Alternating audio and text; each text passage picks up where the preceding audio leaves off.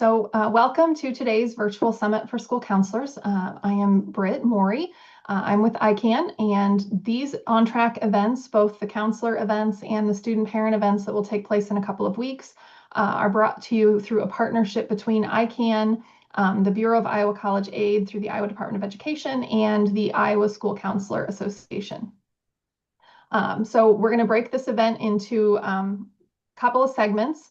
We'll have some information here at the top on some current career and college readiness topics that are kind of going around right now, some updates and best practices. You'll hear from a couple of our partners, and then we'll transition into our panel discussion with our college and university panelists. So one of our partners on this event is the Iowa School Counselor Association. And as you can see on the screen, the mission of ISCA is to advance the academic, career, and social emotional development of all students through excellence in professional school counseling. ISCA is the state of Iowa's chapter for the American School Counselor Association, or ASCA. If Susan's audio was working right now, she would tell you how important it is to be a member of ISCA and the great professional networking and development opportunities that you can get through the organization. ISCA, through membership, provides a variety of resources and tools that you can use as a counselor. They have their annual webinar series. They do newsletters and email updates throughout the school year. There's a resource page on their website. One of the more popular benefits is the listserv, where you can interact with other counselors from across the state, ask questions, and get some resources and information.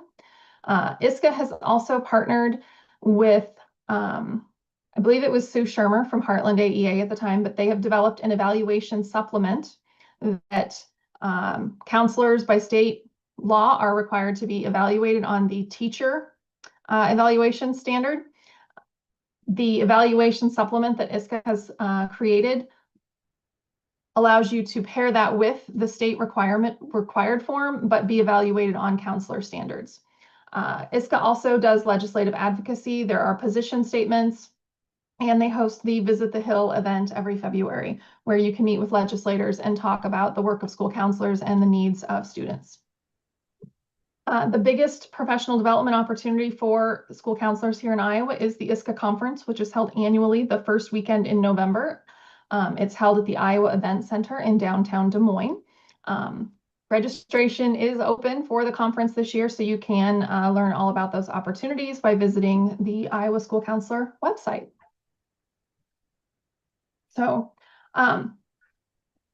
The next kind of section that we want to talk about, the topic for this year that we want to share is the world of work and some changes that are happening in the world of work and how we can best prepare students in terms of career planning. So I'm going to share some new statistics and things that are coming out of employers who are participating in studies and reporting back what they're looking for and how best the next generation can be prepared for entering the workforce. So the world of work is changing very fast. We're all kind of aware of that. It seems like every 6 months there's some new technology thing that either makes things supposedly easier or actually easier for us. 28% of tasks within current jobs will be automated by 2031. This is according to a post-secondary education study. So students must prepare for skills in today's educational environment, not just jobs, because we don't necessarily know what jobs are going to be out there. Many of them don't exist yet, but preparing them with skill sets that are transferable and tech forward will help them remain competitive. And there's another study that says many future jobs that our students today will have don't yet exist. So preparing them for skills over specific careers is a better way to prepare our students when we're talking about career and college planning. So education means opportunity. By 2031, 72% of jobs will require more than just a high school diploma. This is up, 10 years ago when we were talking about this, that percentage was 60%. So in the last decade, that has increased 12%.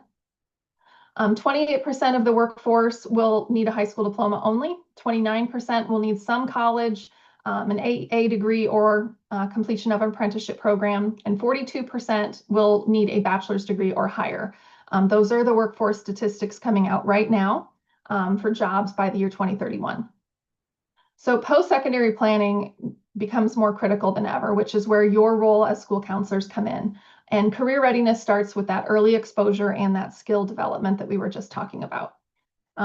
When you're working with students with career planning, it's really important to not only talk to them about the monetary benefits of further education and training after high school, but also the non-monetary benefits. The more education they get, the higher their potential salaries can be, but there's also a lot of non-monetary benefits to consider.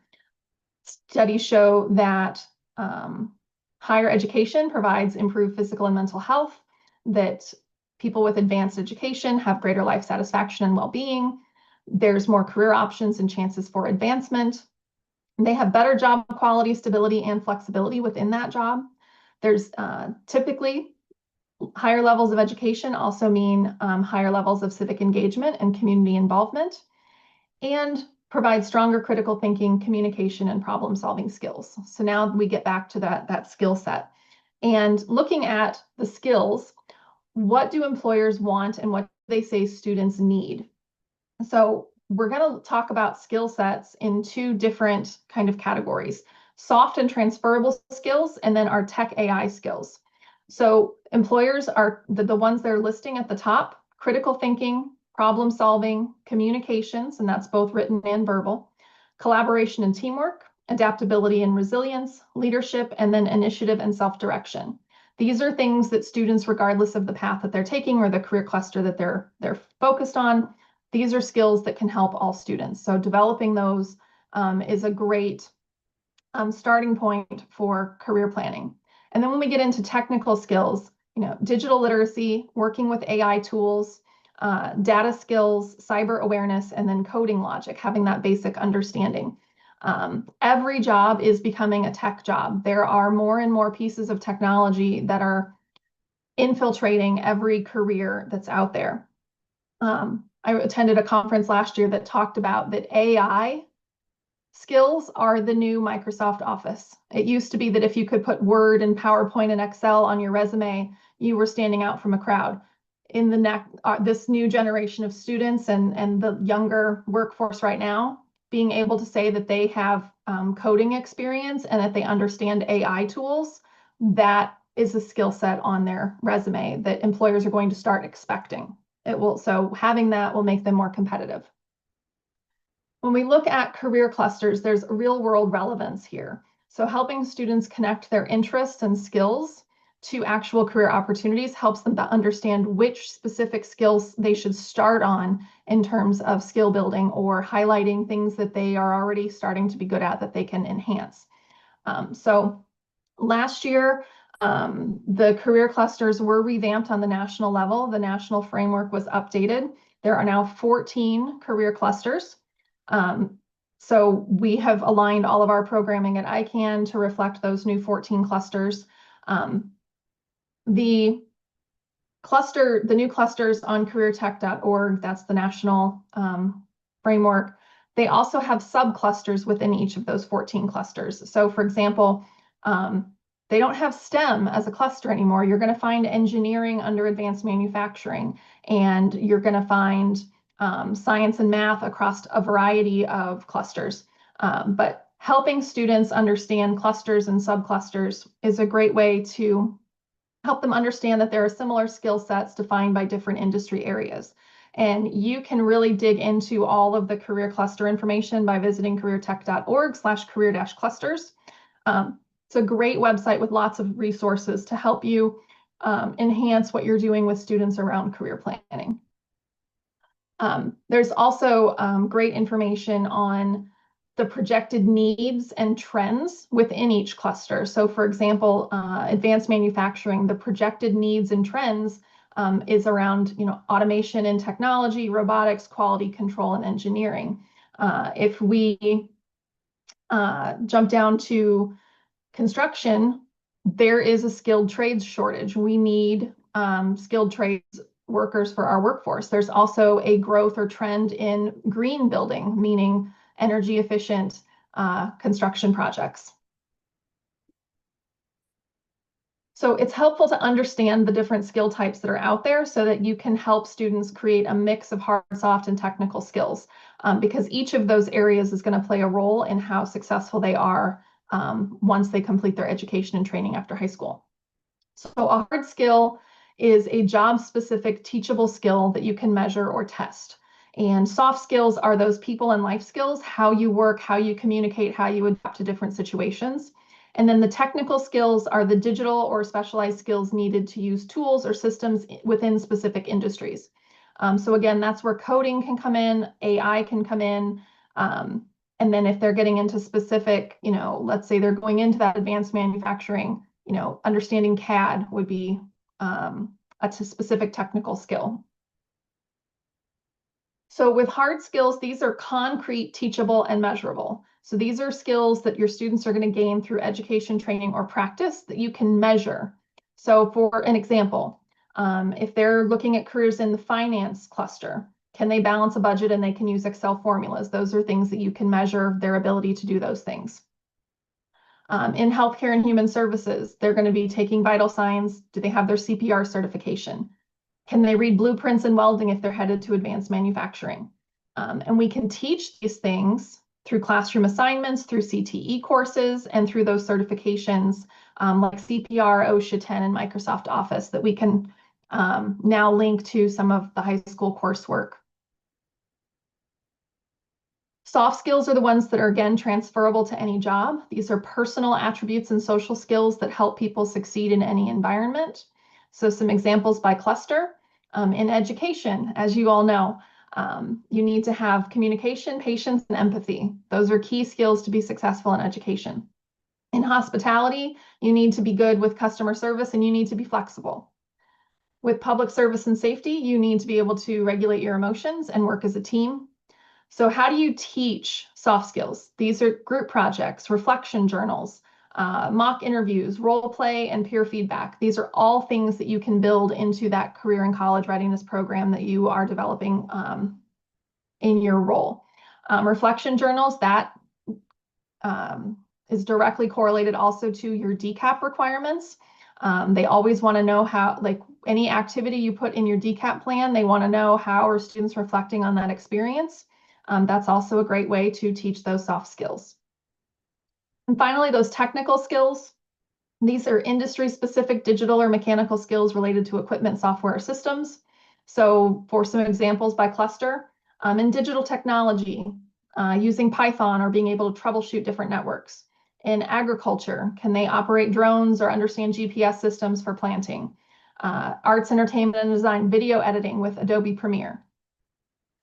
You can teach these things through specific CTE coursework and classes. There are certifications that students can focus on and pursue through Adobe or CompTIA. There are simulations and hands-on laboratories and industry tours and tech demonstrations. So there are lots of different ways when a student, through their career assessment, flows into a cluster or two, and you look at those skill sets with them, there are a variety of opportunities through work-based learning or classes that you offer that you can help them connect and build some of those technical skills to get them started and have some experience to see, yeah, I really like this and this is a skill set I'm going to build and pursue. So when we're bringing this all together with career planning, the career clusters help students identify which skills matter most for their future path. So even though we may be pivoting a little bit with the idea that most of their future careers don't exist yet, we still want them to do career assessments. We still want them to highlight and connect with areas of interest and areas that will have, specific skill sets and jobs that relate to them. So helping them do those assessments and picking that career cluster is still where we want to start with career planning. But then instead of immediately saying this specific job, we want them to start identifying skill sets. What's one hard, one soft, and one technical skill for that area? And are there things they know how to do already, or is that areas that they can help build, and how can we help them build that? Are there classes they can take, job shadows or internships they can get involved with, clubs or organizations, things like that? And then how can they reflect on how they might begin building those skills? As we're using the career clusters, these are going to help students explore those aligned pathways. So we can start tying soft and technical skills then to those career areas and encourage students to see purpose within their learning. So when you're brainstorming these different activities that you might want to do as part of your programming, you can think about the activity should match an interest to a cluster, and then within the cluster, they should find some skills that will then lead them eventually to a career or 2 or 3 that they can explore. Just remember that real world learning also means that they're real skill building.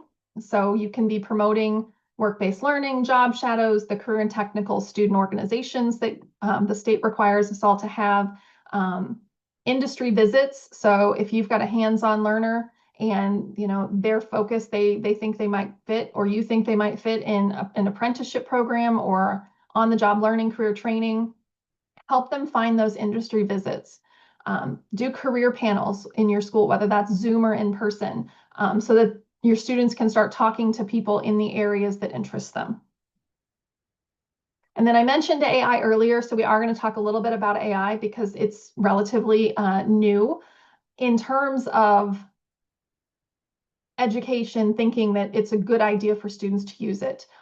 It's kind of been a no-no in the last few years, where the immediate thought is, well, if we allow students to use AI, it's plagiarism or they're not doing their own work. And the key here is to introduce the right way to use AI so it becomes a skill and a resource.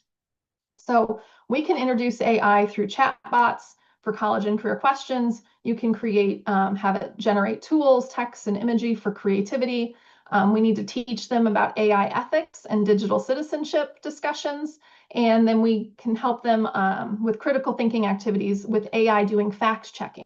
The tip is to focus on using it and not just building with AI. So ways to teach AI and new tech through some of the things you're already doing in your counseling program. Have them use ChatGPT or Copilot to monitor productivity. They can use Canva or the Google Suite for collaboration and teamwork projects. If you handle the digital literacy lessons, or if you have a colleague in the building, make sure that cybersecurity basics are covered as part of that. And then think about some student projects. They could use AI to research and compare careers or draft resumes, but teaching them the right way and the ethics behind AI. These tools are only going to get more and more enhanced and be more and more available, especially in the work world. So it's best to be arming our students with this information and the right and wrong way to utilize these tools. So kind of summarizing a lot of the things that we've talked about, the counselor role in the skill development. So embedding future-ready skills into your ICAP and DCAP conversations is key, because then that becomes part of your district plan and it expands beyond just the counselor role. And again, you're the lead, but you are not the only one doing this work, hopefully, in your building and your district. Promoting career and technical education, so partnering with your CTE teachers and promoting that when it's time to do scheduling, especially for students that when they take those career assessments, it highlights that those are the areas that they have the most aptitude towards. Facilitate goal setting sessions that focus on student strengths. Encourage your students to pursue those certifications or micro-credentials. I know, with the redevelopment of the state rubric, those credentials and micro-credential certifications, they play a role now in that district score. It's not, of course, the only reason to do it, but once you've aligned kind of which ones your classes can get them to, encouraging students to see those options. And then when you have parent meetings, infuse the skills into conversations and communication. And when you're helping students, it's good to help them build these early. So when they're doing career interest inventories, link that to their skill sets. When you're helping them build a resume, emphasize the soft and the tech skills, in addition to those hardcore, this is my education and I was team captain. Like, talk about the skills that come out of those experiences. If you do mock interviews with your students, that's a great time to practice communication skills and to highlight and engage students in a conversation, not just on how to do the interview, but how their communication style can improve. Again, those reflection activities, we're helping students develop that self-awareness by having them reflect on the experiences that they're going through. And then when you do those classroom push-ins, have skill-themed lessons in addition to or as part of what you're in there to talk about. Try and make sure that you are pulling out skills whenever the opportunity is there, because that is where we're moving towards in terms of workforce preparedness. Some tools that you can use to help you in this work, and you will have access to this PowerPoint after the session is over, so you won't have to write all this down. But careertech.org, the ONET Skills Search, Career Coach, Career One Stop, and MyACT, all of these are, types of assessments that you can use. Holland's Personality Code, the Princeton Review. If you use Zello or Naviance or whatever CIS system you use, those are all things that can help you and your students connect their results to specific skills and career clusters. So that's a lot of information. So as we're kind of transitioning to the next part of our conversation today, I want you to ask yourself, part of your own reflection, how are you preparing students for what's next and not just what's now? And how can you help students think in terms of skills and career clusters and not just job titles? For many, that's a new shift, that's a pivot that will take some meaningful, I'm deciding to look at it in a new way. Some next steps that you can take when you're kind of thinking about how might I incorporate more skill-based information and career clusters into my career planning efforts. Audit your program and see where you're already doing this work, because I bet all of you are already doing it in some small way already, if not. Connect with teachers to co-plan soft skill activities. See what's going on already in your building and just make some connections. Sometimes just connecting with something that's already happening will help students connect even deeper with it. And then explore local businesses for collaboration. So that is the topic we picked this year to kind of start the new year. All these new studies just came out on workforce needs and employer feedback and this shift. So we wanted to definitely share that. So now I'm going to go over just a couple things. Actually, Carrie's going to go over a couple of things. And so I'm going to switch it over to my colleague, Carrie. Yes, I am going to talk with you guys about some ICANN services that we have and how we can help you all with all of this skill development, but also throughout your entire program. So the first that we want to talk about is that lovely DCAP, or those ICAPs that are required throughout the state. All of our programming does have or alignment to the DCAP or the ICAP work that is required from the state. So whether you have our parent-student presentations regarding freshman transitions or career college planning or understand the financial aid process, all of those parent-student presentations fit within your ICAPs and your DCAPs. We host, as a reminder, the two largest fairs in the state of Iowa, with the Golden Circle Fair, which is coming up very soon this month. At the end of the month, that last Sunday, that is in Altoona or Ankeny or Prairie Meadows, I should say, on that last Sunday. We also then have it in Cedar Rapids in March. We also host military fairs. So definitely those are also included in those career fairs. We do offer, as a reminder, those fast completion assistance where we can come to your schools and help your students and families fill out those. And then we have our curriculum. We offer a K-12 comprehensive career and college readiness curriculum. So we do all of our programming aligns with and fits with that DCAP, as well as that Ask a National Mindsets and Behaviors. All of our work fits within those. This is a handout that is available and will be available to you, and it is on our website, all about the alignment of the DCAP and ICANN and how we can help with that. So just as a quick kind of example here. So for example, we have, and self-understanding is one of the 5 essential components. We have career assessments or goal setting we have with the students. We have the career clusters or pathway information that aligns with that career information. All of our work on FAFSA assistance and providing those handouts, those all align with those post-secondary decisions as well. So that is some of those examples of how our ICANN programming fits into that work that you are doing.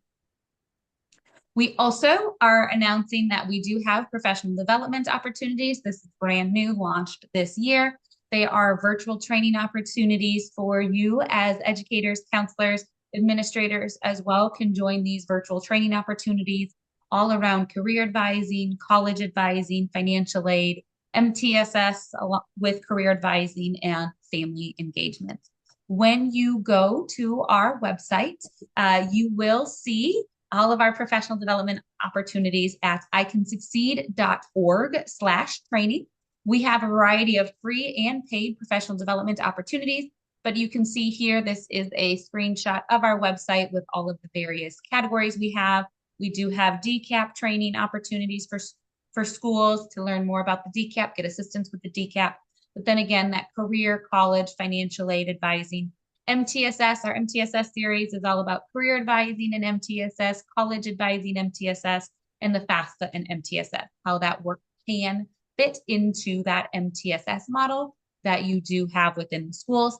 And then we do have presentations on family engagement, engaging those families within the building.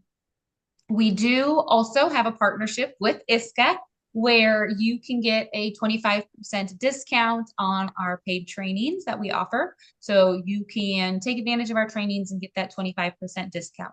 To take advantage of this discount, you do need to register through the ISCA portal on the ISCA website. There is a members only link there that takes into account then that 25% discount. So that is all of our new professional development. We also will have a scholarship database launching here. So we've always had on our website, a list of scholarships for students throughout the state of Iowa, other national search sites that they can utilize. Well, in partnership with ISL Education and ICANN, we have created a database of scholarships. This is a local, national, and state scholarship database where students, even you as counselors, can create accounts and search for scholarships and apply to those scholarships. It does have a match tool on here for students where they can plug in their criteria, their GPA, what schools they're planning on attending, their extracurriculars, their financial, any information that they want to plug in, and it will match them to scholarships again at that regional, national, state, and local level where they can then apply for them. If they create that account, they will get those notifications of new scholarships as well as reminders to apply and how to apply. This will be launching here later this fall, but the website is step1scholarships.org for that. So look for more communications on that official launch and how students can create those accounts and get work going, as well as how you all can create those accounts as well. Thanks, Carrie. Next up, we have Shelly Adams from ISL Education Lending to talk about 2 of their programs that can help benefit your students. Shelly? Thanks, Britt. Thanks for touching on the scholarship database too, Carrie. That's awesome. We're excited to get that launched with ICANN. So what my role is at ISL Education Lending, you probably all know us as Iowa Student Loan, but we do business as a student loan provider, but then we also reinvest in our community through scholarship programs, as well as free processes, free tools, and so forth for families and schools. But I manage a program called SP3, which is a free email service for parents who have students in 8th through 12th grade. It offers some really timely information that corresponds to what you're doing with your students in schools, giving them timely information throughout the year and helping prompt those conversations that sometimes we can help between parents and students using some conversation starters we have within SP3. The registration is really easy. We ask only for parent information until we have a winner. Every quarter, we offer we have a really random process for selecting 40 winners to receive a $250 deposit to a 529 college savings plan. The plan, the 529 account can be opened through iSave 529, which is one of our endorsers of the SP3 program. But if you have another 529 account open with another provider, that's perfectly fine. We can send that deposit to them. But just want to make sure that you're promoting SP3 to families and students throughout the year, because it's a year-round program, not just within a certain time frame. We did open up our ISL Education Lending Scholarship just today, in fact, which is open till December 5th. And so that's $1,000 to 45 people, and parents and students themselves can register. Any parent of a high school or an undergraduate college student, as well as any student in high school or in an undergraduate program in college. So very excited about that. That program ends actually December 5th. I'm sorry you don't have an updated slide on that part of that, but really what we offer then too are some tools that are available through our website. For you in particular, one that might prove very helpful when talking with families about college financial aid offers is the funding forecaster, the college funding forecaster. It's a really great tool to compare those financial aid offers, see how much money will actually be spent over 4 or 6 years in college. And focusing on those skills and things and the career clusters things, those are all going to be coming up in SP3 articles for families. So again, just kind of corresponding to what you're doing with students in your schools. Thanks, Shelley. Sure, thank you. So now I am going to turn it over to Danielle or Megan. I'm not sure who's talking, and then I'll give you Danielle. All right, so I'm going to turn it over to Danielle from the Bureau of Iowa College Aid, and she is going to talk about their programming that are available for counselors. Danielle, it's all yours.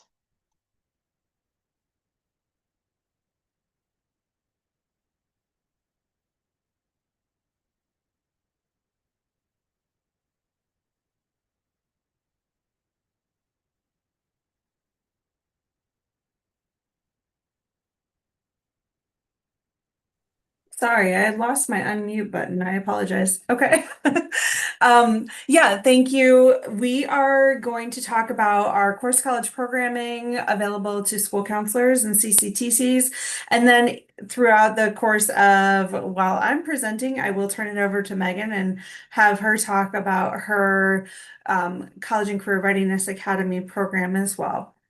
So what we wanted to, goodness, sorry. It's flipping through it too quickly. I apologize.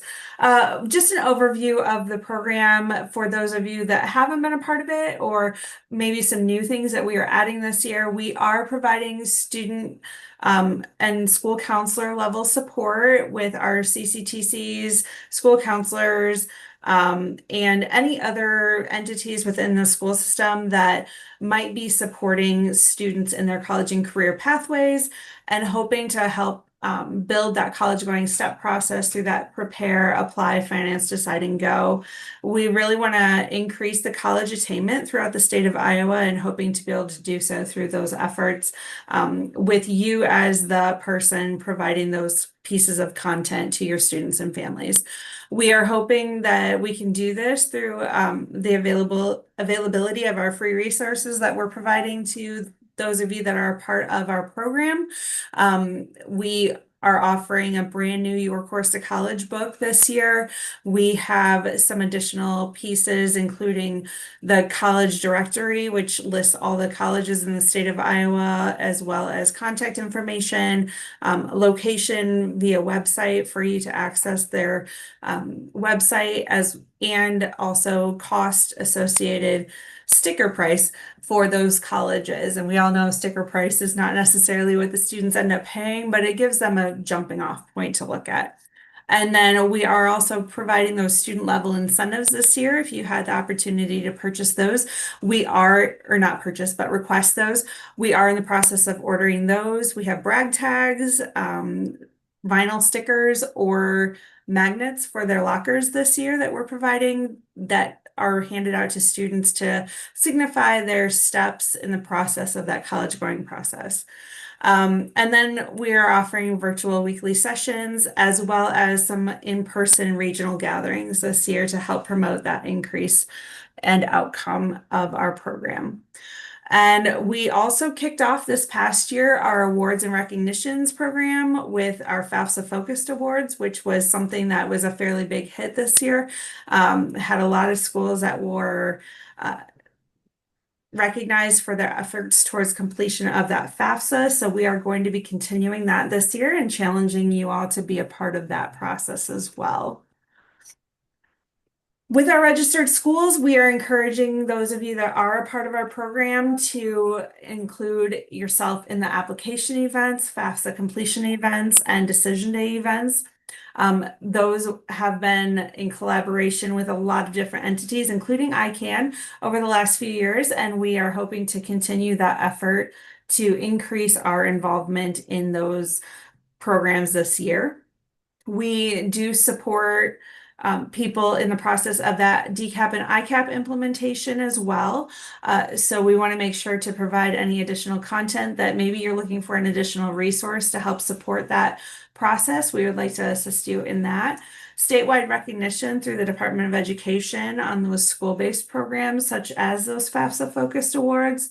And then we also have that shared drive. We offer a newsletter with updates about our program or different things that might interest you or your students throughout the year, and just continued support to engage you and your community in those efforts. And we also started doing some cohorts this last year to help facilitate some new ideas, new thoughts. So we did offer a committee to come up with new ideas to support the Course to College program. And then we also had a cohort really working towards the implementation of our college going steps in those alternative school programs. Publications and swag, we kind of talked about this, but we do have that Your Course to College guide, which will be offered in English and Spanish this year again, but it is brand new this year. We did add some additional content to that to help support your efforts. We have the FAFSA announcement posters and postcards, your studentaid.gov account creation information cards, and flyers or buck slips that you can hand out with more information for your students and parents and families.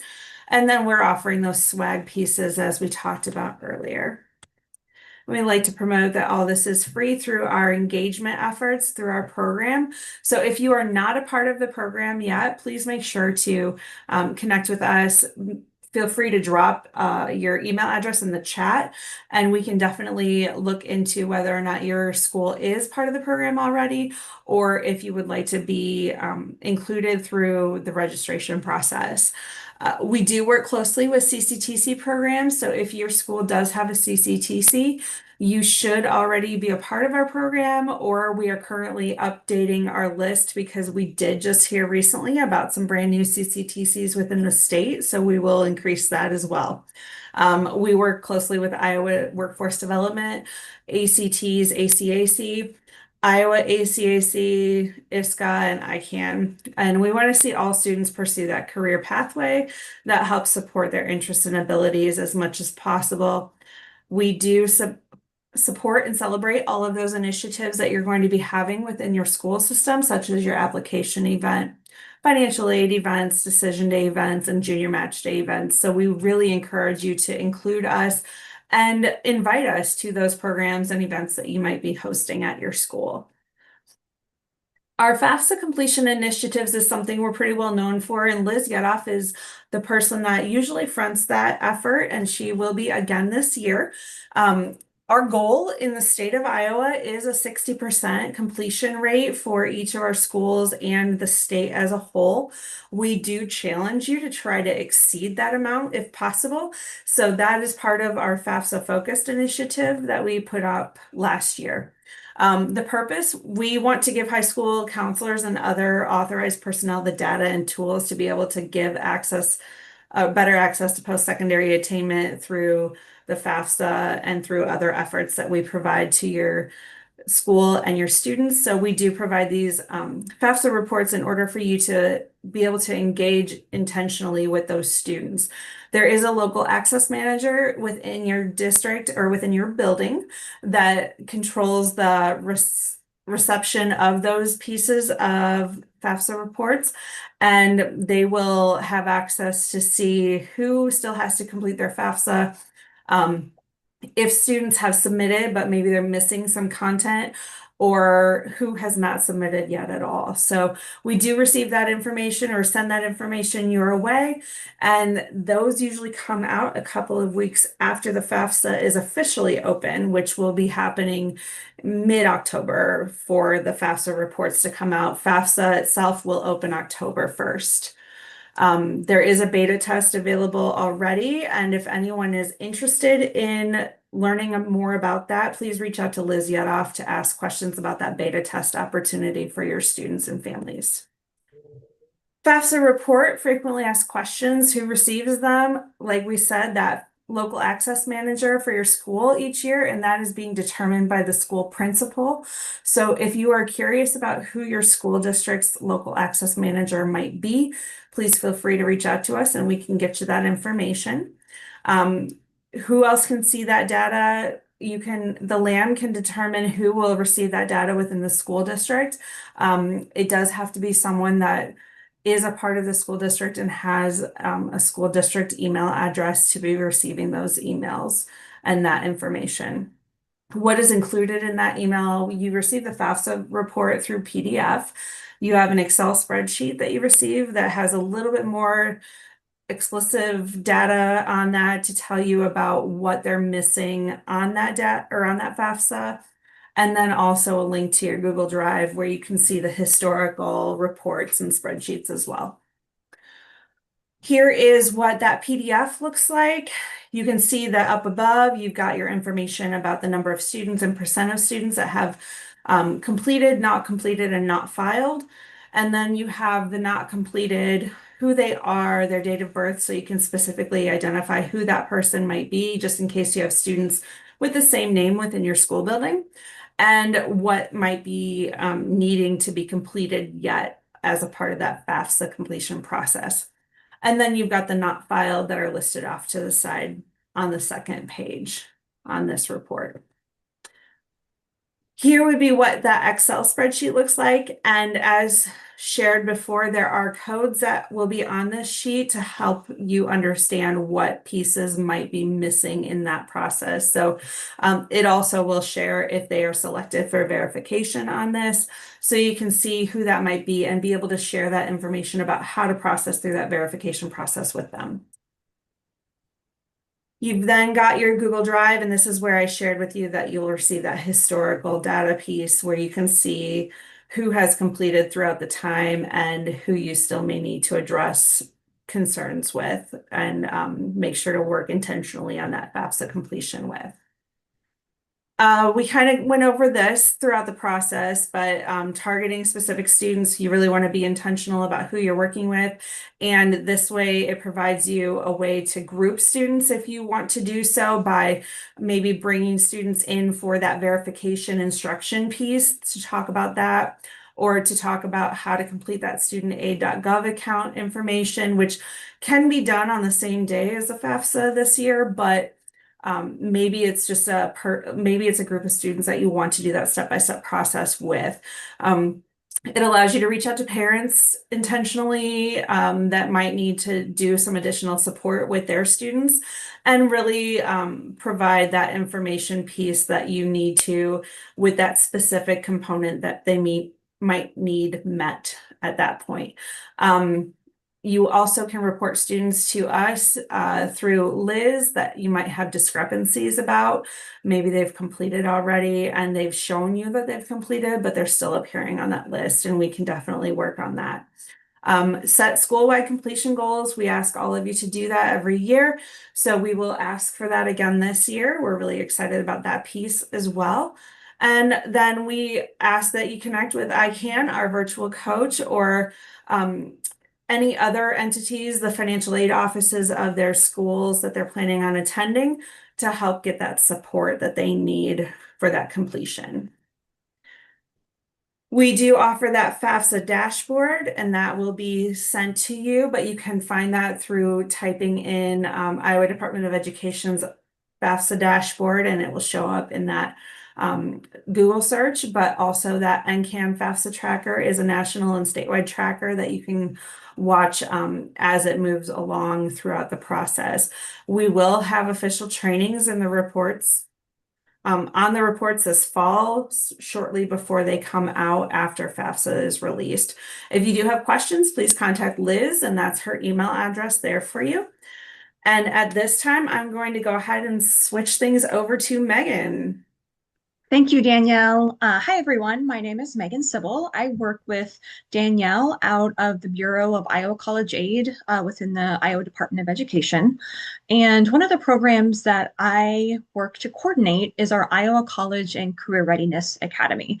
If you're not familiar with this particular program, this is a suite of online courses that provides college and career-focused professional development for Iowa school counselors, for educators, really for anyone working with students on post-secondary ed access and attainment. I want to just spend a moment going through a few of the classes that we offer. As you can see, there's quite a few here. The first 5 courses that we offer are sort of the core classes within the academy. Subsequent courses starting with 601 are more kind of specialized to certain populations or to certain topics. So typically we ask folks to go ahead and start off with 101 and go from there. But there is some variance within that in terms of like what would be a prerequisite for which course. And all that information is on our website, which I'll drop into the chat here shortly. So if any of these courses look interesting to you, please do take a look and consider taking one of them from us. Whoops, nope, wrong way. Sorry, guys, I'm trying to make sure I'm navigating here through these slides. Okay, so we offer courses at different times throughout the year. So the next opportunity to take classes through the academy is coming up on September 22nd is the next opportunity to take courses with us. At that point, we'll be offering 101, 603, and 701. All of our classes, with the exception of 603, are facilitated and adhere to a schedule, right? So you get sort of a list of assignments and so forth to complete each week throughout the class to make sure you're on track and completing as needed. The facilitators also, of course, provide assessments and feedback along the way. 603 is self-paced, so you can start it and finish it really at any point in time. So if that perhaps works better with your schedule, do keep that in mind as an option. I think I missed a slide here. Whoops, I'm going wrong way. How do I get back? I don't know what just happened here. Hold on. I don't know where the slides went. Sorry, Britt, if I messed up the slide deck, or You're sorry, fine. Danielle. I don't know who what I did there. I think one of the last things I just wanted to mention about the Academy is that you can take courses for different types of credit. So one option is to take credit for licensure renewal. If you need that, you can certainly register for that. We partner with AA Learning Online to provide the credit-bearing elements of the courses. So you can take these classes for licensure renewal, you can take them for grad credit, or you can register as no credit, which is free. So again, there's different sort of types of credit that you can earn along the way there. I have included my contact information on the next slide. Please do feel free to reach out to me if you have any questions, and I'd be happy to answer those for you as best I can. And thanks everyone for your time today. And then there's Danielle's information. If you're interested in registering for Course to College, you can reach out to Danielle as well.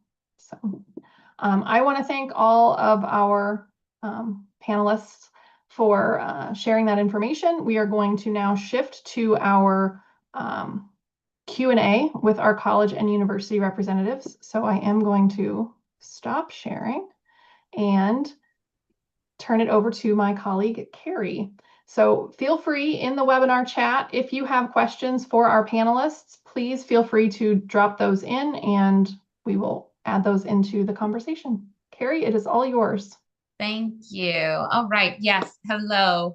We are going to officially get into that college professionals panel discussion here, Q&A. So like Britt said, if we're going through, you have questions, please feel free to ask them. We do have questions already in advance as well. But if you think of any as we're talking, something sparks your interest, ask it in the chat and we will be sure to get that answered as well. Before we ask any questions or anything, we are going to go around and I'm just going to have everybody do their introductions of all the college professionals so we know who is on the call today. Dan, since you were first logged in, I'm going to start with you. All right. Good afternoon, everyone. My name is Dan Schofield. I'm an associate director here at the University of Northern Iowa. I'm kind of a gap filler. I might be around at some college fairs this year and maybe a few high schools, and I hope to see you all throughout the fall. Perfect. Thank you. Matthew, you're the next on my screen, so we'll go with you. Hey, good afternoon, everybody. My name is Matt. I serve as the admissions rep coordinator at Hawkeye Community College. I'm also joined by one of my colleagues, Priscilla, here, and we're excited to address any questions you'll have. Perfect. Thank you. And Mark? Good afternoon. My name is Mark Gensler. I'm the Assistant Director of Admissions at Simpson College. Perfect. Thank you. And Marissa? Good afternoon. My name is Marissa Wietrich. I'm one of the senior assistant admission directors at the University of Iowa. Happy to answer any of your questions.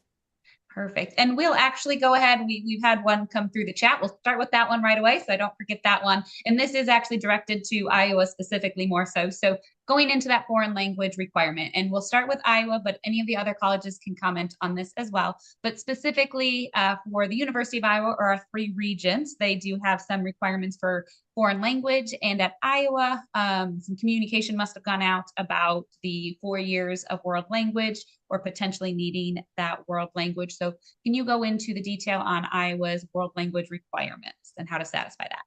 Absolutely. So the requirement for admission has not changed. So we have always required 2 levels of a world language to get into Iowa. What has changed is the graduation requirement. So in the past, it had been 4 years of the same language to graduate. That's still an option, but there are also 2 more options that students can choose from. We recognize that not all of our high schools across the state offer 4 levels, so we are giving students more pathways to choose from. So the 2 pathways, in addition to the 4 levels of the same language, include 3 levels of a language, and then 1 cultural class taken at Iowa from an approved course list. That class will be taught in English and does not need to be in conjunction with the language they learned. So for example, if they took 3 years of Spanish in high school, they could take a German cultural class at Iowa to satisfy that requirement. So that's another option. And then the last option is 2 levels of 2 different languages. So 2 levels of Spanish, 2 levels of French, and they're done. Those are just examples. They could obviously use different languages. Dan, do you want to talk about world language at UNI and your requirement there? Yes, for UNI, the foreign language requirement has not changed. It's actually a graduation requirement, not an admission requirement. It is 2 years of the same foreign language with a C- or above in the last semester. We do count foreign language, however, toward the core course requirements, so it certainly can be part of the admission requirements. But for example, a student with no foreign language in high school or 1 year of foreign language can still be admitted into the university. It's just that they would have to fulfill the graduation requirement after they're here. It is best, in most of our opinions, when we're counseling students, to get your 2 years taken, take it, learn the most you can from it while in high school, and then you've got it taken care of. Matt, do you want to address at Hawkeye or community colleges the world language requirements, if any? My answer is going to be pretty simple. We don't have a world language requirement here at Hawkeye. Most community colleges won't. Like Dan said, I just encourage your scholars to take it while they're in high school, get it at least most of the way done, and then be ready to hit the ground running when they matriculate. Perfect. And Mark, what about at the private college? So we do not have a foreign language requirement for admission. You will have to take as part of the core a cultural awareness class that could fulfill that. It could be a foreign language class, but it could also just be, studying about the history of a different culture. Perfect. So we're going to now just kind of talk some general admission requirements. So if all of you guys want to share kind of what your general admission requirements are for coming in freshman class. And Mark, if you want to start us off. Yeah, so we are completely test optional here at Simpson. So we don't require an ACT or SAT score. Typically what we're looking for is a 3.0 and above is an automatic admit. There are questions on there about academic dishonesty that could sway the application one way or another. If you're below a 3.0, that's totally fine. You'll just go through a committee review process where we might ask you for, or we might ask your student for an essay or a teacher recommendation or like quarter grades or semester grades or something like that. But it's a pretty easy application process at Simpson. We do not have a cost for our application, so it is a free app, and we are a member of the Common App as well. And Marissa, what is the admission requirements at Iowa? Sure. So our primary way of admitting students is still that RAI, the Region Admission Index, looking for the 245 score with all of the core courses completed. So that's a big part that students don't necessarily read after the 245. They do have to have all those core course requirements completed by the time they graduate as well. But we are also still test optional. Our test optional policy is where we differ from UNI and Iowa State. So I'll definitely want Dan to follow me with information about UNI because we are different there. But for test optional students at the University of Iowa, we are going to require them to send in a transcript so we can holistically review that transcript, see how well they did overall in the time that they have submitted. So whether that's 6th semester or 7th semester, we're looking for mostly A's and B's that predicts their success here at the University of Iowa. Those decisions, while they are rolling, they can take much longer. The RAI is very quick for us, so those students are going to hear back very quickly. Students that apply test optional may not hear back until January. That's going to be our first release date for some of those students. So if you have students that aren't hearing back from us, they're welcome to reach out, but that might be what's going on. It might just be that we are looking at our pool of applicants and seeing how they stack up before making those final decisions for holistic review. Dan at UNI? The part that's very similar and actually the same as what Marissa mentioned at Iowa is the RAI component where if a student takes the ACT, then the RAI can be calculated and you'll be admitted with a 245 or above, and the fulfillment of the core courses. So that part is the same as Iowa.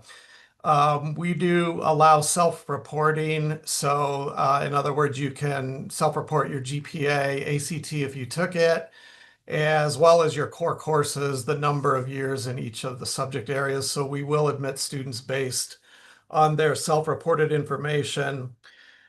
We do have holistic review for students that are under a 245 RAI or who did not take ACT. So there is a pathway for admission. Since we are test optional, we can talk about scholarships. I think that's another question coming up, but the ACT may be a factor there. And then Matt at the community college, Hawkeye. Yeah, absolutely. We are test optional to be admitted to Hawkeye, so students simply just need to complete the application. It's no cost applications. So if you have a student that changes their mind 15 times, that's okay. We'll take 15 separate applications. Now that's just to get admitted to Hawkeye. To become able to register, students need to demonstrate that college readiness either with cumulative high school GPA. They can take, for instance, Composition 1, Intro to Psych, a number of courses to demonstrate college readiness in literacy, and then a college level math class if they want to do that while they're in high school, or they can come to our campus or to their closest community college and take the Accuplacer test. But again, for admission into the college itself, we don't have any test requirements. So we've heard everybody kind of say potentially test optional or don't necessarily require the ACT. ACT has changed and they're no longer, the science section is not the standard part of it. So Marissa, I'll just address this one to you. Kind of how are you handling this change with science no longer being one of those required sections? How does that affect anything with admissions or scholarships or anything like that? At this time, we are no longer requiring the science section as part of the ACT. That being said, we won't remove the ACT or the science from an old ACT score. So if your student took the regular test with all 4 sections, science included, we're going to use that composite score if that is their best score. We're not going to remove science and recalculate a score for them. As a reminder, we also don't use the super score at Iowa. So essentially, no recalculating scores at Iowa, but moving forward, they do not have to take the science section if they do not want to. Perfect. And I'll keep this one on you, but then I'm going to ask everyone this as well. But do you have any scholarships? You might be admissions test optional, but do you have scholarships that are based on the ACT or SAT scores? Yes. So all of our larger merit-based scholarships still require a standardized test score, ACT or SAT or ACT. So we do offer test optional scholarships. Those are on the smaller range, the large test score required. So definitely still important to encourage your students to take the test. For us, we are a no harm test policy, meaning if your student submits a test score, it doesn't help them, we will put that to the side and review them without it. So the test will never hurt them at Iowa. Perfect. And Dan, how about you and I? Yeah, I'm sure we're almost the same word for what Marissa said. Here at UNI, we do have point of admission scholarships that are in the range of $1,000 to $4,000, and a student could receive some amount within that range, even if the student did not take the ACT. So we too do not penalize a student for not taking ACT. Having said that, there are other scholarships we award using our scholarship application, and that has that January 15th deadline. And there are some scholarships through that would require ACT, and therefore it never hurts the student to take the ACT, and so we would encourage them to do that. Mark, at Simpson private colleges, do you have ACT or SAT requirements for scholarships? So we have one scholarship that students can be eligible for. You have to have a 31 or better on your ACT, but it ranges anywhere from $1,000 to $3,000. Perfect. And then Matt at the community college? It's kind of like what Dan mentioned is we'll never really penalize anybody for taking the ACT test. There could be some scholarships available through Hawkeye that would require the ACT test, but for our general scholarship application, it's not something that we look at. We do look at a 1,000-word personal statement and how a person answers that. We do have an admissions scholarship as well, Hawkeye Blue and Hawkeye Orange. They act as gap scholarships. That way, we'll take what the student has in federal Pell Grant first, and whatever is left over with mandatory tuition and fees, that's where those scholarships can come in. But like I said, some of our outside scholarships, they could require that ACT test. I just had that question posed to me last night. So I never say, no, don't take the ACT test. It's good to get in that college going mindset, even if the college that you're really interested in doesn't require it. And we'll stick with you, Matt, because we'll talk one more about scholarships, specifically referring to that last dollar scholarship that is available through those community colleges. We know a few years ago, the state put that SAI requirement on it, but what programs qualify for that? And have there been any changes for this year to the award? Excellent question. There hasn't been any change to the number of programs at our college that's qualify for that. So last dollar scholarship, as you mentioned, 2 years ago, they put the SAI Student Aid Index of 20,000 or less as a requirement. It's still in place for this year as well. I don't foresee significant changes, but we always want to tell counselors and community members that last dollar scholarship is dependent on how the Iowa legislature votes, and it's very specific for each institution. So while we haven't seen many adjustments, other institutions could have seen more adjustments. There could be more in future years. So just keep your eye on that last dollar scholarship page with the Iowa Department of Education for any updates or concerns about specific programming, either at Hawkeye or at the other community colleges in the state. Perfect. Yes. And that's a great reminder to always to work with those admissions reps at the community college you are looking at to see if they have the program that you on that list, if you're going there or not, or a similar one that could work. So thank you for that. So FAFSA, the free application for federal student aid, is fast approaching. It's coming out available this year, October 1. We are back to that normal schedule. They did release some big new changes for it this year. So in case counselors here haven't heard, businesses and farms, family businesses and family farms are no longer needing to be reported if it's a family-run farm that they live and operate on, and if it's a family-run business that has 100 or less employees. So for the last year or two, so those had to be reported. We are going back to those no longer being reported there. So that's good.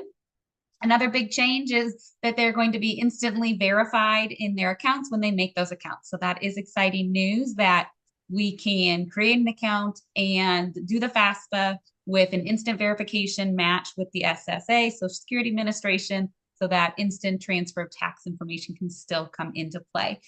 But with that, what changes or advice do you all have here for seniors to know about your institutions with the deadlines for the FAFSA, for scholarships, priority dates, that kind of thing, with the FAFSA coming out here in October? Mark, do you want to start us off? Yeah, so we have one scholarship that is going to be really quick turnaround. So we have a November 1st priority deadline for our 99 county full tuition scholarship. So for the last few years, Simpson has given away full tuition scholarship to one student from each one of Iowa's 99 counties. We also have the Simpson College 100K Promise. That deadline is that July 1st deadline that includes the Iowa tuition grant. So those are kind of our two big ones. If they're looking at special interest scholarships through Simpson, so like a music scholarship or speech and debate theater, things like that, there is February 1st deadline for that. We plan to go out with financial aid offers in mid-November this year. We want to make sure that students have that before the Thanksgiving holiday, so they can make decisions about where they want to visit again, cross some people off their list, hopefully not us. But we do have those two full tuition scholarships. We also have merit-based scholarships as well. So if, for example, you don't qualify for the other two, based off of your high school GPA, those can range anywhere from $32,000 to $40,000 a year. Dan at UNI. Some deadlines for you to be aware of. A few of them have already been stated with the opening of FAFSA on October 1st. So we definitely encourage families to get started on the FAFSA. We hope to, in early December, be going out with our financial aid award so that, way students can have their information in if they get started out after October 1. And then January 15th is an important deadline with regard to scholarships. I've mentioned this, but just to clarify, we have a scholarship application that is separate from our point of admission scholarships. The point of admission scholarships are what I mentioned earlier in that $1,000 to $4,000 range, and the student just gets a letter if they meet the GPA and or ACT criteria on that. But the January 15th deadline refers to that separate scholarship application that we want our high ability students, high achieving students to fill that one out. And then the other deadline, it's not really a deadline, but April is the month when students can start doing their room selection for their residence halls. So that, kind of makes sense in the order of things. And then orientation sign up actually begins prior to that in the month of March, where they can pick their summer orientation date. Awesome. Marissa at Iowa, some deadlines for FAFSA scholarships. Sure. So we have one of the earliest priority deadlines for the FAFSA. So we are returning to the old deadline of December 1st, being our priority deadline for the FAFSA. So if they meet our deadline and they're still looking at colleges, they're going to meet everyone else's deadline across the state. So I usually tell students, just go ahead and use our deadline to get your FAFSA to whatever colleges you are looking at that time. We, of course, will take a FAFSA after December 1st, but priority for our need-based aid is that December 1st deadline. The deadline to apply to the University of Iowa has also moved up. So this is brand new this year. Students do have to apply by February 1st to be considered for admission and to be considered for point of admission scholarships. Similar to what Dan had said, we do have some scholarships that are based on that application for admission. Our donor and department scholarships do require students to put a little more effort into them. So they do have to jump into our scholarship portal, fill out that general application, and then any supplemental application that the portal kind of directs them to. Those applications are available right now for any students that have been admitted to Iowa. And those will run through about March, but it all depends on the department and the donor. So there are all sorts of deadlines in there. So it's really important that they get in that portal as soon as they are admitted. Last ACT or SAT that we will take into consideration for scholarship bumps is going to be that February ACT. So that's another important thing to keep in mind. So February is really important for us this year.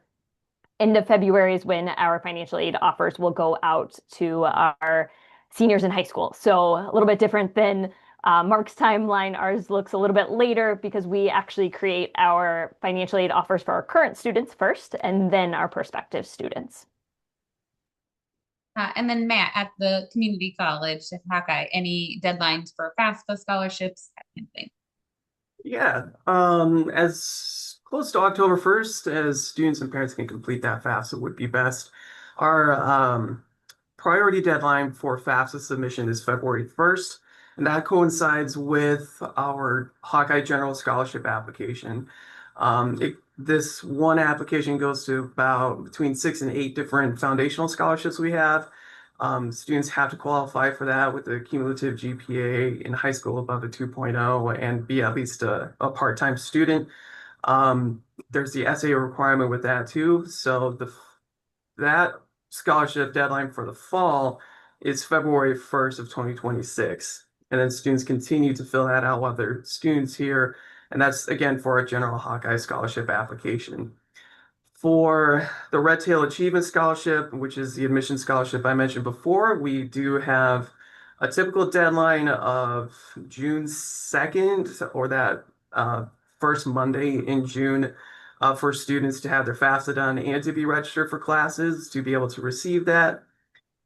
For Last Dollar Scholarship, it's been pretty consistently July 1st to get the FAFSA completed, preferably within submitted to the Department of Education and then let us have access to that FAFSA. So that can take anywhere from 3 to 5 business days for the Department of Education to release that information.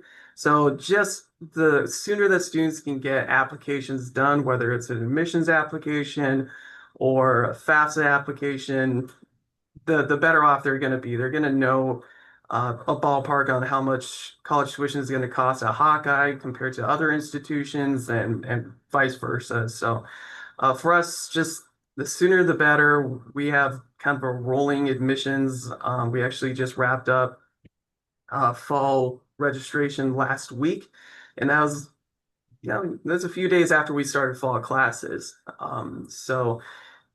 Just as soon as students can get that information in and let us know, the better. Yes, thank you. Thank you. Marissa, I'm going to direct this one to you. It came through the chat, specifically addressing students that get associate's degrees and the community college and then transfer to Iowa. Regarding that world language requirement, do they still need to complete those 4 years of a world language if they did not take any while in high school, but they already have that AA degree and transferring? The world language requirement never goes away, not even with an AA. So it's very important that they keep that in mind if they are looking at Iowa. While we talk generally that they're going to need 4 levels of a language, or the 3+1 or the 2 and 2, there are some majors that only require 2 levels of a language. So for all of our friends in the College of Engineering, they only need 2 levels of a language. For our students in radiation science, same thing, 2 levels of a language. Pharmacy, if they don't actually graduate with their undergrad degree and go into the accelerated program, they only needed the 2 years. So there are a few exceptions, but for a majority of those students, it's going to be 4 levels of the language, 3+1 or 2 and 2. Perfect. Thank you for that clarification. We have talked admissions, we've talked scholarships, FAFSA. Dan, I'm going to go to you to talk about campus visits. So what is some best advice to share with students when setting up those campus visits to go to see colleges? Yeah, for campus visits, there's we all have our websites here at all of our colleges and universities. So in the case of UNI, to set up a campus visit, just click on the visit tab.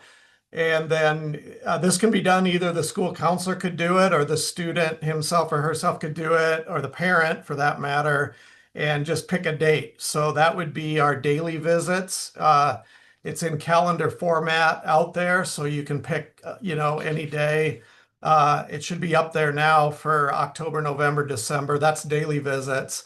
Also on the calendar, you're going to see the big Panther Visit Days, and those are designated days where we have a lot of students here. The benefit of that is you'll be able to see, or a prospective student parent will be able to go on a campus tour, hear a student panel, go to lunch, and then meet with a faculty representative of a major of their choice in a small group setting. The third option is group visits. So let's say a school counselor wants to bring 25 kids from the junior class. Those fill up really fast. So for those, if you're, as a school counselor, planning to do that, you really need to do that really early, because we can't really take more than what we can handle. So you all have the benefit of listening to this. So if you're bringing a group, please do that by going on our website ASAP. Perfect. Thank you. And yes, all colleges will run very similar type campus visit programs where you can do those individual or groups or those designated days they have. Their websites all have that on there. So yes, definitely any college you're interested in, that is the very similar process no matter what. But Mark, I'm going to turn it over to you to, when you or other admissions counselors visit high schools, what do y'all say makes for the best high school visit when going to them? Well, I think what makes for the best high school visit is when students are actually showing up to the visits. I think that lunch visits are not ideal, because those students are busy during that time. They don't have a lot of time to go and talk to someone. Sometimes it's their only social outlet for during the day. So, I really think that having those separated, not doing the lunchroom visits, I think is probably the best way that you can go about doing high school visits. I know that for some schools that's impossible. The only time that they can do that is during lunch, but our VP specifically has asked us to kind of move away from having lunch visits. Marissa, do you have any other advice or what makes for the best campus visits when admissions counselors go out? I would echo what Mark said. Lunch visits aren't overly productive. They don't necessarily want to talk to us. They'd rather talk with their friends and eat their lunch. But I would say if you are giving us some time and space to chat with your students, letting them know it's okay to ask questions. There are no silly questions. We are there to chat with them. Well, yes, we work in the admissions office. We're not going to like write their name down if they asked us a silly question. It's not going to affect a scholarship. We really are there to help connect them with the answers, and we're right in front of them. So I think just getting your students to engage with us is important. And I know that's sometimes harder to do, but I would say that's a big thing. And then also, if there are certain days or certain times that your school is allowing visitors and it's not throughout the entire day, if you know that ahead of time, if you can share that with the college reps you've had in the past or their offices, that's really, really helpful because we are planning out sometimes hundreds of school visits. And so we're trying to work around schools that have specific times, and it can be a bit of a puzzle. So anytime you can help us out by telling us, hey, we're only allowing visitors on Tuesdays and Thursdays, or we're only allowing visitors at 9:30 a.m., that's super helpful as we plan out an entire fall. Perfect. Thank you. Matt, we'll come to you now. What recommendations do you have for the spring semester for senior students? What are your top spring to-dos for those seniors?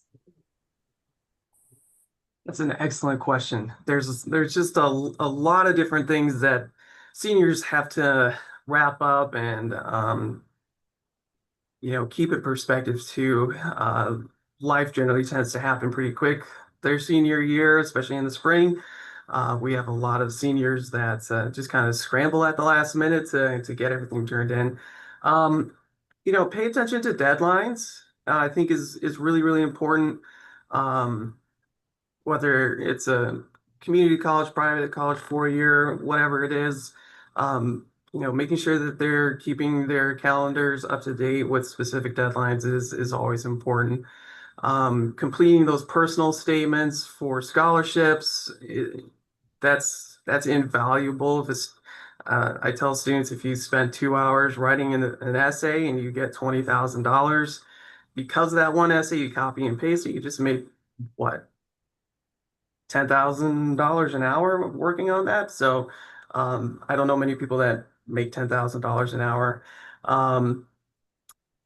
Housing, even at community college level, is important to start figuring out in the spring. For us, we don't have on-campus housing. We have close to campus housing options. We also have a great partnership with the University of Northern Iowa. Since they're right down the road, our students can live on UNI's campus. That's not a Hawkeye thing, so they have to look at UNI's website for deadlines to complete the housing contract and dining contract and things like that. Let's see here. Visiting campus again, sending emails to faculty, just introducing themselves. Those kind of quote unquote soft skills or person skills, I think, are really going to serve students well, especially if they're first generation or if their family's never gone to college. It can be scary. Helping them understand that we're just regular people. We're not here to ghost them or anything like that. We want them to be successful, but just feel free to ask questions. A ton of questions. Ask whichever admissions rep that you're working with at whatever college you're thinking about going to. We're not going to say we don't have time for that. We'll give you our best to answer, and if we don't know the answer, we'll connect you. It's just really putting a lot of the emphasis that, hey, we've helped you in the fall. Now it's time for you to start taking the reins and making this thing happen for yourself. And if they start transitioning those questions from the high school counselor perspective to the admissions representative, financial aid representative at those colleges and universities. It's a scary process, but we're here to help support you, support your students as well. So I think those would be some. Priscilla, do you have anything else? Okay. So from Hawkeye's perspective, scholarships, deadlines, emails. Perfect. Thank you. Dan, do you have any other recommendations for spring semester seniors on what to do? Well, Matt covered a lot of good ground there, and I would echo what he said and add that if they're in college classes, as many of your high school students are, I've seen a few students who don't know that the GPA or the grade that they earn in their college class while in high school, at least for UNI, and I think for other colleges, that GPA becomes part of your GPA overall. So stay focused, get a good grade if you're in a college level course during your senior year of high school. That is great. And that's a great advice too. And just a reminder for students that if they are in college classes throughout high school, they do have to go to that college and request that transcript. If they're like, for example, if they took classes through Hawkeye, but they're going to go to UNI or Iowa, they actually have to contact Hawkeye and get that transcript submitted to UNI or Iowa for those credits and those grades to transfer. So that is important for them to remember on those senior to-do lists, not only their high school transcripts, but if they have taken college credit at all in high school to get those transferred, they do have to contact the college themselves and have those transcripts sent. So great points there. Thank you. Mark, going to you about underclassmen now. When counselors are working with underclassmen, what are some recommendations you have for those counselors working with those underclassmen students? Yeah, so I guess one thing that I would recommend is making sure, kind of, you touched on this with the GPA and stuff, if that is attached to their to their college GPA. So making sure that you're taking those classes seriously in high school, but also, you know, pushing, when you're talking with your students, pushing out, you know, all different types of experiences after college. So talking about, you know, the trades, talking about going into the workforce, talk about going into possibly the military, talk about going to a private college, look at a large, you know, region school, things like that, making sure that they know all the options that are out there for them. Thank you. Yes, that wide exploration is great advice for those underclassmen to help them do that. So we're going to kind of circle back just a little bit to some admissions. So Marissa, we'll start with you. Do you have any programs that require early acceptance or have unique admission requirements at Iowa? We do. We have a good handful of programs that require a supplemental application or additional information. So one of the most popular is our College of Nursing. It does require a second application. So students have to apply to Iowa by November 1st to even have access to that second application, which is going to be due back in December. And then there's an interview for that program as well. Our preferred admission pharmacy also has a second application. There are 2 deadlines for that, November and February. Our biomedical sciences has a supplemental application. There are additional deadlines for that program. Our music and our dance programs require auditions, so very important that they are looking for that information as well. And then our Tippie College of Business doesn't require a separate application, but it does require certain academic criteria. So they're looking for a 26 ACT or the SAT equivalent and a 3.6 cumulative GPA for students to be directly admitted to Tippie. And then our College of Engineering also does their own review to see if students are directly admitted to the College of Engineering based on the application that they supplied for Iowa. So several programs. If your students are looking at any of those, we are always happy to go through that. We don't expect you to remember all of that information. And Dan, how about at UNI? Any early acceptance or unique admission requirements programs? We have a nursing program, BSN program here that started in the fall of 24, and there is an early admission opportunity for that program. There are 6 prerequisite courses that a student would have to have, or they can just do regular application into our nursing program, the BSN program. The Wilson College of Business has pre-business courses that are needed, but that's after you're here at the university. There's no special application, but you'll have to meet all of their prerequisites in the Wilson College of Business before you can get formally accepted into that college. And then music as well, same as Iowa and probably other colleges, requires an audition to get accepted as a music major here. So those would be our 3. Mark, how about at Simpson? Any early acceptance requirements or unique admissions? No, the only things that I can think of would be if you are going for the 99 county scholarship, you do have to be admitted, and we have to have your FAFSA by November 1st. If you are, again, going to be a music major, you will have to have an interview, not an audition, but an interview with the music faculty here at Simpson. Perfect. Matt, how about at the community college? Okay.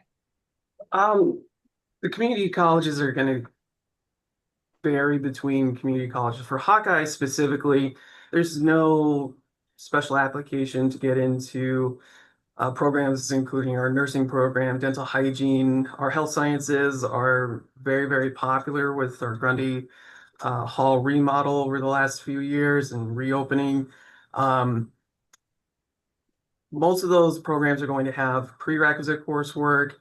The majority of them will have human anatomy and physiology 1 and 2, composition 1, intro to psychology, medical terminology. And then if there are a large number of applicants for the program, once students complete those prerequisites in their term 0 time frame, they'll be placed on what's called an eligible start date to be determined list. Since we have, we'll take nursing, for example, we have quite a few number of students who apply, who are admitted to that program, but we just don't have enough spots to allow everybody to be in at the same time. So once students complete those prerequisite courses, they are looking at, an eligible start date to be determined. That could be 1 year, maybe even a little bit longer. We take into consideration when they get those prerequisites done, when they applied for admission to the college, things like that. So again, there's no other application that they need to complete, but some of our programs do have those prerequisite courses. Again, what I've mentioned before is that there's no special thing that students need to do to be admitted to Hawkeye, but to register for classes, they have to be able to demonstrate that college readiness either through previous credits earned or by taking the AccuPlacer test. And that can be kind of confusing for some students, especially if they've taken certain classes in college, but they don't count for literacy or math. They'll still have to take that AccuPlacer test. So work with the admissions offices at any institution, and we'll be able to help guide your students through the whole process. Perfect. Thank you.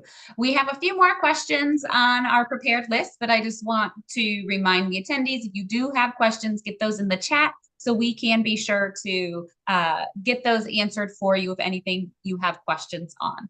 But this will go to everybody here, all the colleges. What are some of your fastest or your most in-demand programs at your school? So Matt, we'll just start with you. Ooh, that's always a tough one to answer. Over the last couple of years, natural resource management has become really popular. Before I started working in this office about, a little over 3.5 years ago, that program wasn't at capacity or even above capacity. In the last couple of years, it's met admission and enrollment capacity consistently over the last 2 years. Our health sciences, again, they are probably some of the more popular ones, as well as our auto, diesel, industrial automation, those things that are pretty central to Waterloo, the Cedar Valley in regards to manufacturing and engineering. We are putting a substantial amount of money into Butler Hall, which is where our automotive programs are located.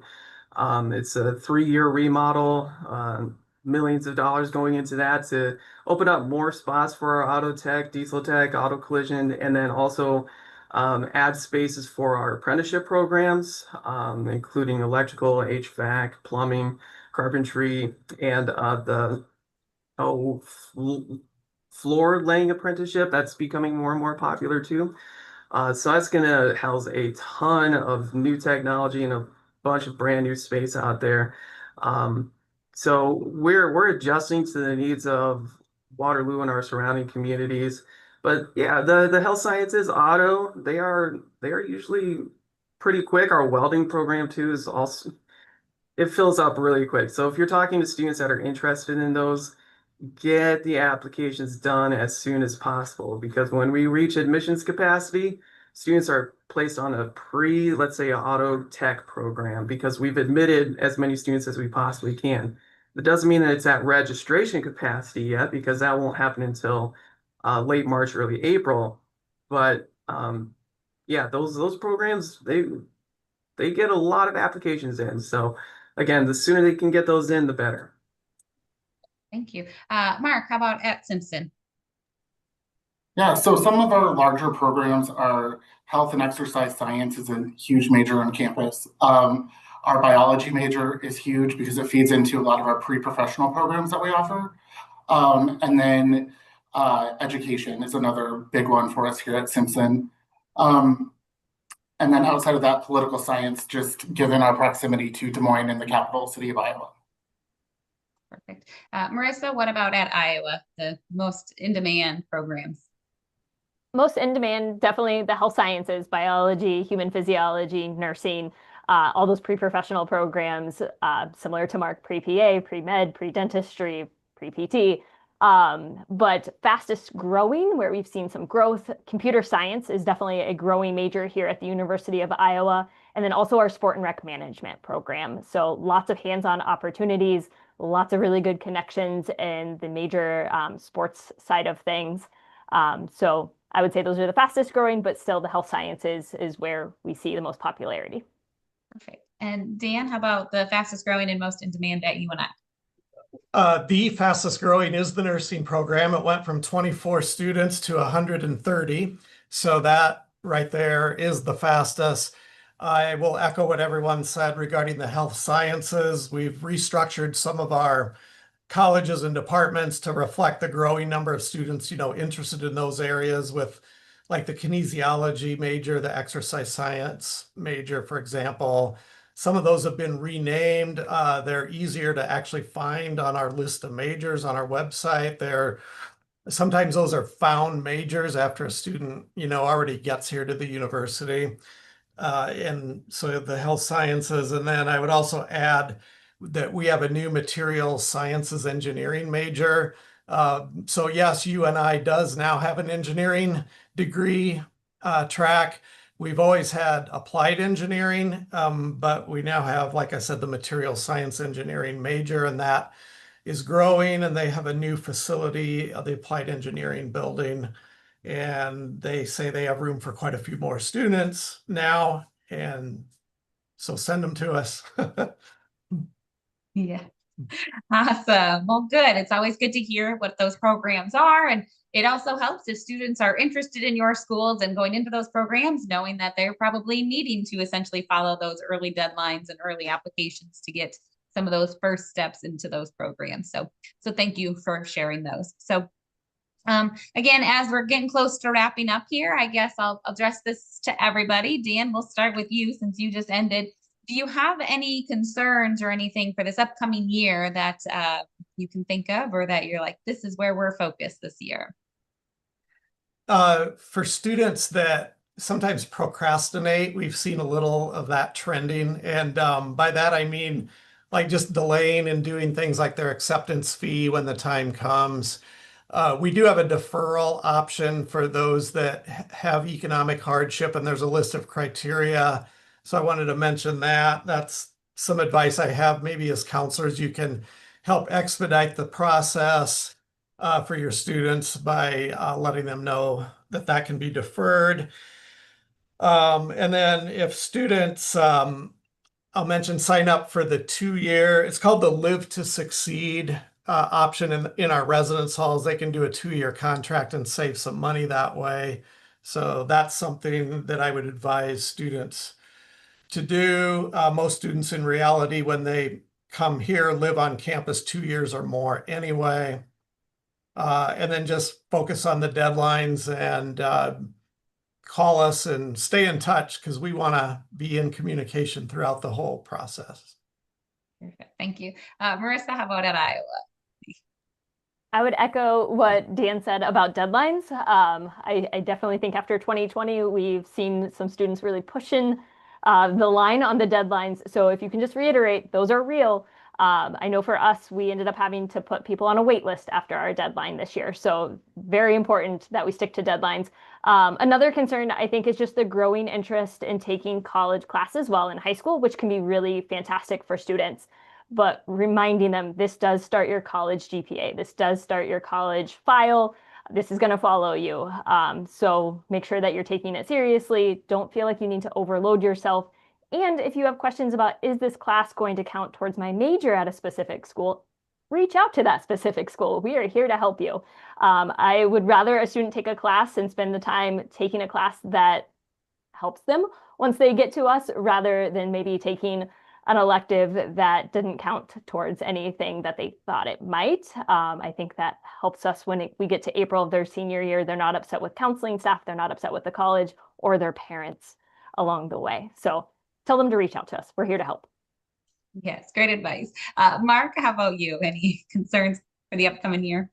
I agree with everything that's been said. But especially if you're looking at a small private college, we can really provide that personal one-on-one attention with the student to go over the advising piece of what classes will transfer when they're planning their schedule. So please reach out to us. We want to make sure that students are, like Marissa said, taking classes that are going to help them and not hurt them. And yeah, we also like to hear from you as well. So, we are here to help. Thank you. And Matt. Can I add anything that's already been said? I don't know. Yeah, the other reps here are fantastic people. They've been in the business of education for a long time, and heed their advice. We in admissions can do quite a few things for you at your school. If you want us to do an admissions presentation for a group of students, we can do that. All of us are going to get the ICANN financial aid certification, so we can help out with planning FAFSA nights. No real concerns. I'm excited that our renovated courtyard is up and running. So if you haven't visited Hawkeye Community College yet, either as a counselor or as an admissions rep at another school, please feel free to stop by. That's kind of one of the biggest pieces of advice I would give to students is all of our campuses are open public spaces. You don't need to have necessarily an appointment to come, just get a vibe for the place. If you live close to Iowa, go walk around Iowa's campus. It's big, but go get familiar with it. Get familiar with ours. Ours can be very big for students from small towns too. If you're a high school that's close to a college, encourage your students to utilize like the library as study spaces. If they just need a different place to study, they can get access to certain spots on campus as just general public. And that goes anywhere. If it's Hawkeye or 4-year, whatever, visit campus. Yes, on a formal visit, talking with somebody. But for me, when I was going through this process as a high school student, I wanted to drive the 2 hours just to walk around UNI's campus to see what it was like during passing periods, just because I was a geek. But that proved to really help me make that solid decision that, yeah, UNI was the place I wanted to go. Same thing with Hawkeye, Iowa, and Simpson. Get on campus as much as you can. Thank you. Well, I see no other questions coming into the chat. So we are going to end with this question here. We've provided advice for students and everything, but now what is one piece of advice you have for the school counselors on this webinar?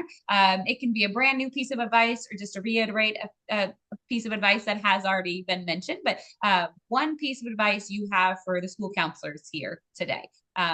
We'll just go around. Matt, we'll start with you.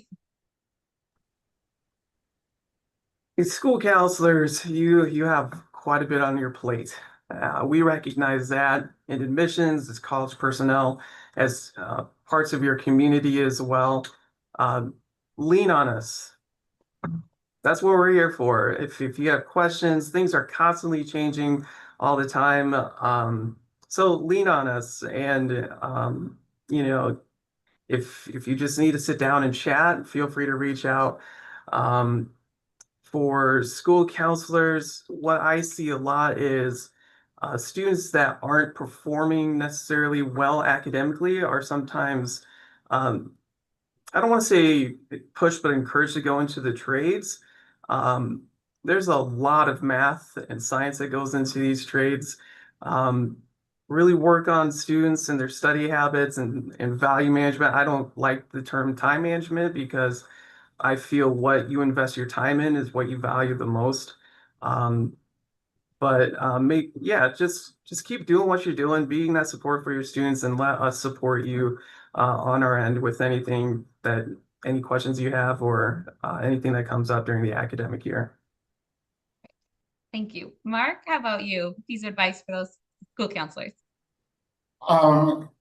Just, you know that we're here to help your students, whether it be, setting something up, helping them complete applications like the FAFSA, helping them, with their decision process if they need to talk to someone about that. Or if you're helping them with their class schedule, for example, again, and you want to know what's going to transfer. At Simpson, we utilize Transferology on our website, but sometimes that's not always the easiest to navigate. So again, reach out to us. We want to be here as a resource for you. Thank you so much. Dan, how about you? My advice is enjoy your professional life. Being on the admissions side of the desk, we don't often get to build those one-on-one relationships. We're more of a hit and miss, help a new student, a different student every day. You guys as counselors have a real advantage of building those relationships. So my advice is enjoy that part of it. I wish I had that part more in my professional life. Great advice. And Marissa, we'll end with you on your advice to counselors. I could echo what all of my colleagues have said here, but my piece of advice, encourage your students to get on campuses and do the official visit. There's a number of times I hear students who say, oh yeah, I've been to an athletic event or I've been to a sports camp somewhere. That's not quite the same as moving your entire life to a college town and to a college setting. So encourage them to do an official visit. And then also to encourage them to take some time to get to know that city, that town, that community that the college is in beyond what they see on the official tour, because that really is going to become their home for the next 2 to 4 years, or if they're going to grad school, even longer. And so we want to make sure that they feel comfortable, they feel safe, they feel like that's a place that they can thrive, not only academically, but also personally. There's so much growth that happens during those college years that we want to make sure that that's a part of their decision too. Perfect. Thank you. That's all great advice. Again, I want to thank all of you guys for being here, being panelists on this call today and being partners with us and providing these services to all of the counselors here throughout the state. As we wrap up, I am going to turn it back over to Britt, and so she can do our final wrap up for us. Yeah, that's basically the wrap up there, Carrie. Thanks for handling our great discussion, our Q&A. Thank you to all of our panelists who joined today. It was great information. And for everyone who attended, the recording will be available on the OnTrack website by the end of the week. Some last minute, just kind of not so much housekeeping, but in that vein. I know we mentioned it a couple times, but Golden Circle is the largest college fair that's held annually in Iowa, and it is in 3 weeks, Sunday, September 21st at Prairie Meadows in Altoona. So encourage your students to take advantage. We have almost 90 exhibitors registered as of today, and that's without like the 3 that have come into my inbox today that I haven't processed. So there's going to be lots of people to talk to for your students to talk about the future. We also have our student parent OnTrack events, the companion to these counselor events. That is coming up the week of September 15th. So Monday night is for seniors, Tuesdays for juniors, Wednesday is for sophomores, and Thursday is for freshmen. So we only talk about what's important for that year, and the parents and students get to ask questions of not only our panelists, but current college students from those schools who will answer questions about what it was like to transition from high school to college campus. So great perspectives to be shared that night. So You should be getting emails telling you all about those events, but please make sure that your students and parents are aware that those are coming up, so we can all get off on the right foot this fall. That is all I have for today. Thank you so much for joining us, and have a great afternoon, everyone.